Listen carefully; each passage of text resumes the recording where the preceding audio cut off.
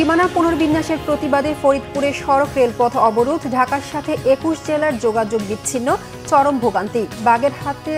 বাগেরহাটে DC office ঘেরাও। জুলাই সনদের আইনি ভিত্তি নিয়ে রাজনৈতিক দলের সঙ্গে ঐকমত্য কমিশনের ফের বৈঠক আজ, বাস্তবায়নের পদ্ধতি নিয়ে রয়েছে দ্বিমত। কেন্দ্রীয় শহীদ মিনারে লালন সম্রাজ্ঞী ফরিদা পারভীনের মরদেহে শ্রদ্ধা জানাচ্ছেন সর্বস্তরের মানুষ। দুদফা জানাজা শেষে দাফন করা হবে কুষ্টিয়ায়। দেখছিলেন ক্রাউন সিমেন্ট সংবাদ শিরোনাম, এবার বিস্তারিত। সংসদীয় আসনের সীমানা পুনর্বিন্যাসের প্রতিবাদে ফরিদপুরের ভাঙ্গায় মহাসড়ক ও রেলপথে চলছে অবরোধ। সকাল থেকে কয়েকটি স্থানে গাছের গুঁড়ি ও টায়ার জ্বালিয়ে যান চলাচলে প্রতিবন্ধকতা তৈরি করা হয়। এতে রাজধানী ঢাকার সাথে বন্ধ রয়েছে দক্ষিণ পশ্চিমাঞ্চলের ২১ জেলার যান চলাচল। চরম দুর্ভোগে পড়েছেন যাত্রীরা। এছাড়া অবরোধে নেতৃত্ব দেওয়ার অভিযোগে ভাঙ্গার আলগী ইউনিয়নের চেয়ারম্যান মোহাম্মদ সিদ্দিক মিয়াকে আটক করা হয়েছে।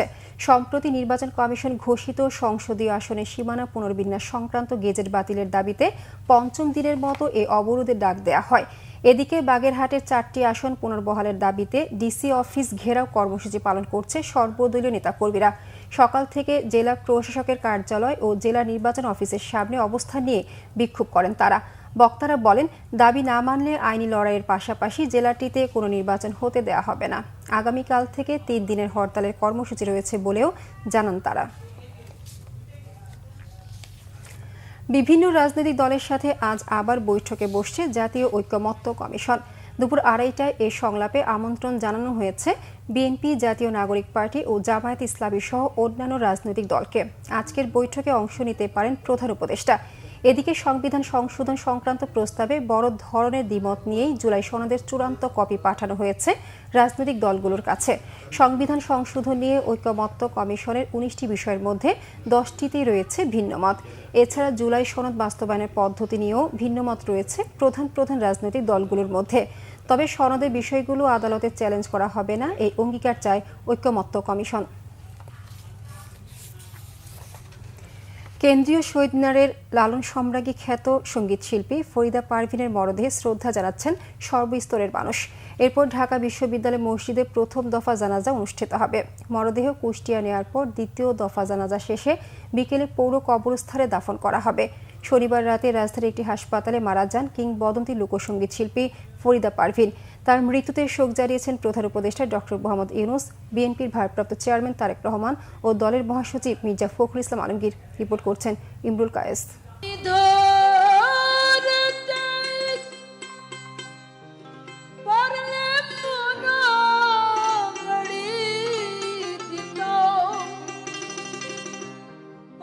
লালন ফকিরের গান আর ফরিদা পারভীন যেন একে অপরের পরিপূরক হয়ে উঠেছিলেন। লালন গীতি গেয়েই অর্জন করেছিলেন মানুষের শ্রদ্ধা আর ভালোবাসা। তার সুরের ঝংকারে জীবন্ত হয়ে উঠত লালন শাহের গানের দর্শন এবং আধ্যাত্মিকতা। ফরিদা পারভীনের কণ্ঠে লালন গীতি দেশের সীমানা পেরিয়ে বিশ্বব্যাপী পরিচিতি পায়। কিন্তু সেসবই এখন অতীত। আর কখনো লালন গীতি গাইবেন না কিংবদন্তি শিল্পী ফরিদা পারভীন। দীর্ঘদিন কিডনি রোগে ভোগার পর শনিবার রাতে মারা যান ফরিদা পারভীন। শারীরিক অবস্থার অবনতি হলে গত ২রা সেপ্টেম্বর হাসপাতালে ভর্তি করা হয় তাঁকে। কিছুদিন ধরেই ডায়ালাইসিস চলছিল তাঁর। অবশেষে নিভে গেল জীবন প্রদীপ। রাতের বেলা যখন ওনার কার্ডিয়াক অ্যারেস্ট হয়, তারপর প্রয়োজনীয় ব্যবস্থা গ্রহণ করি, কিন্তু ফাইনালি আমরা 10:15-তে তাকে মৃত ঘোষণা করি ইসিজির মাধ্যমে। এবং আপনি জানেন যে দীর্ঘদিন ধরে উনি কিডনি রোগে ভুগছিলেন, সাথে অন্যান্য জটিলতা ছিল, মাল্টি অর্গান ফেইলিউরের একজন পেশেন্ট ছিলেন তিনি। আমার শেষ ইচ্ছা অনুযায়ী আমার কবরস্থান দাফন করা হবে কুষ্টিয়া পৌর গোরস্থানে। তার আগে আমরা বাদ মাগরিব কুষ্টিয়াতে পৌর গোরস্থানে আরেকটা জানাজা করব।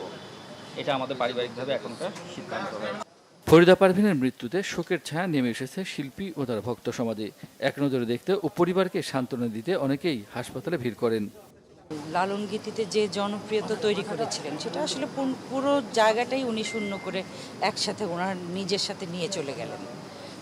কারণ মানে আধুনিক জগতে এবং আধুনিক জীবনে আমরা যারা লালন গীতি শুনতাম, আমরা একমাত্র ফরিদা আপাকেই শুনতাম। যেহেতু তিনি লালনের গান করতেন, লালন ফকির কুষ্টিয়াতে পড়িয়াছেন, সুতরাং আমরা ওই অর্থেই আমরা সেখানেই নিয়েছি। কেন ছেলেমেয়েরা সব এখানে থাকে, আমিও এখানে থাকি। আমরা কতদিন পরে পরে যেতে পারবো জানি না, কিন্তু সারা পৃথিবীর মানুষ লালন ফকিরের আখড়াতে আসে, তখন অন্তত একবার বলবে যে আমরা ফরিদা পারভিনের মাজারটা একটু দেখে আসি। মৃত্যুকালে ফরিদা পারভিনের বয়স হয়েছিল ৭১ বছর। ১৯৫৪ সালে ৩১ ডিসেম্বর নাটোরের সিংড়া থানায় জন্ম নেওয়া ফরিদা পারভিন গানে গানে কাটিয়েছেন ৫৫ বছর। ১৪ বছর বয়সে ১৯৬৮ সালে ফরিদা পারভিনের পেশাদার সঙ্গীত জীবন শুরু হয়। ইমরুল কায়েস, বাংলা ভিশন, ঢাকা। ঢাকা সিলেট মহাসড়কে ৬ লেনের কাজ চলায় যাত্রীর চাপ বেড়েছে রেলের ওপর। তবে রেলের বগি ও ইঞ্জিন কম থাকায় সংকট দেখা দিয়েছে ট্রেনের টিকিটের। এতে দুর্ভোগে যাত্রীরা। এমন অবস্থায় যাত্রী সুবিধার জন্য বগি বাড়ানো ও সিলেট কক্সবাজার রেল চালুর দাবি স্থানীয়দের। সিলেট থেকে দীপু সিদ্দিকীর তথ্য ছবিতে ডেস্ক রিপোর্ট।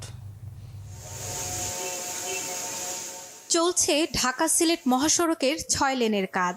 নিত্যদিনই রেলে চাপ বাড়ছে যাত্রীদের। এর সাথে রেলের বগি ও ইঞ্জিন সংকট। জানা গেছে প্রতিদিন ঢাকা ও চট্টগ্রামমুখী ৬টি ট্রেনে ৩৬০০ থেকে ৩৮০০ যাত্রী সিলেট রেলওয়ে স্টেশন থেকে যাতায়াত করেন। এতে ভোগান্তিতে তারা।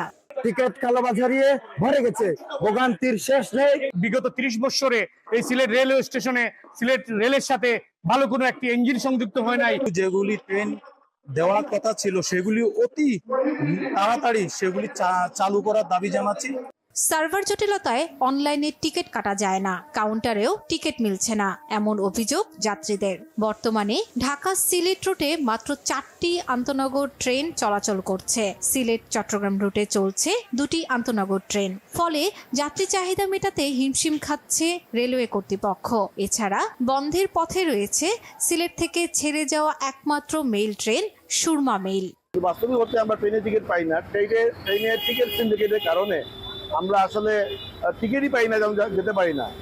যদি আমরা সিন্ডিকেটে কিনতে যাই তাহলে যে দামে মূল দাম আর তাতে ডাবল 3 ডাবল দিয়েও অবশ্য পাওয়া যায় না। ইরান রুটের সেম অবস্থা। সময় মতো ট্রেন না আসে তাহলে সিলেট টু ঢাকা, সিলেট টু চট্টগ্রাম যারা ব্যবসায়ী আছে তাদের ব্যবসার ক্ষতি হয়। সিলেট টু কক্সবাজার ট্রেন চালু করলে আমাদের হাজার হাজার পর্যটক, সিলেটের পর্যটক কক্সবাজার যেতে পারবেন। এমন অবস্থায় যাত্রী সুবিধার জন্য বগি বাড়াতে ঊর্ধ্বতন কর্তৃপক্ষের কাছে চিঠি দেওয়া হয়েছে বলে জানান রেলওয়ে কর্তৃপক্ষ। নতুন ট্রেনের জন্য আসলে আমরাও চেষ্টা করছি, আমার অফিসারও রেলের ব্যক্তিগত পক্ষে চেষ্টা করতেছে, কিন্তু ইঞ্জিন সমস্যা। ইঞ্জিন না থাকার কারণে আমরা নতুন ট্রেন আমরা চালু করতে পারতেছি না। তো যদি নতুন ইঞ্জিন আসে, আশা করি আমরা একটা সিলেট ঢাকা বা সিলেট কক্সবাজার আমরা একটা ট্রেন পাবো। আমরা অনুরোধ করব বিশেষ করে স্টেশন ম্যানেজার এবং কর্তৃপক্ষকে অতি শীঘ্রই সিলেটে 2 জোড়া নতুন ট্রেন দেওয়ার জন্য। ঢাকা ও চট্টগ্রাম রুটে ট্রেন সংখ্যা বাড়ানোর পাশাপাশি সিলেট কক্সবাজার রেল চালুর দাবি সিলেটবাসীর। শর্মিলা কেয়া, বাংলা ভিশন, নিউজ ডেস্ক। এই ছিল এখনকার মতো। পরের সংবাদ দুপুর 2টায়। এর আগে একটা রয়েছে নিউজ টপ 10 দেখার আমন্ত্রণ রইল। এছাড়া বাংলা ভিশন সংবাদ ও সংবাদ সংশ্লিষ্ট অনুষ্ঠান দেখতে ভিজিট করুন www.bpnews24.com ও facebook.com/banglavisionnews এবং সাবস্ক্রাইব করুন youtube.com/banglavisionnews। ধন্যবাদ সবাইকে।